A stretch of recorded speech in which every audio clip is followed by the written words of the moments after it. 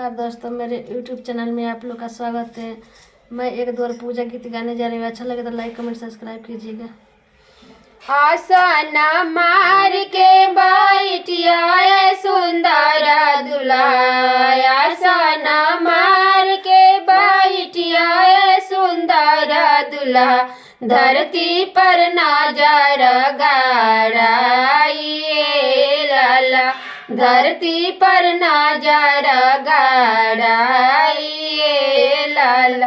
देखो ना महाराजगंज के लोगावा हो, देखो ना महाराजगंज के लोगावा हो, कौने बरना के दामाद लाला, कौना सूरता के दामाद लाला।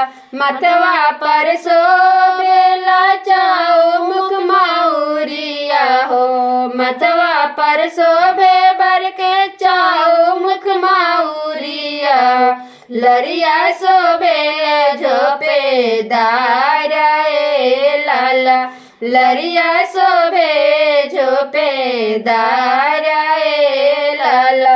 मुखवा में शोभे बर के पाकल पनवा हो, मुखवा में शोभे बर के पाकल पनवा हो, गले गजला मोती हार लाला, गले गजलवा मोती हार लाला। हथवा में शोभे बर के टाइटन के घड़िया हो, हथवा में शोभे बर के टाइटन के घड़िया हो, सिरवा शोभे शेरावानी लाला, सिरवा शोभे शेरावानी लाला। ऐसा सुंदर बर कहाँ में पौनी पापा जी, ऐसा सुंदर बर कहाँ में पौनी पापा जी,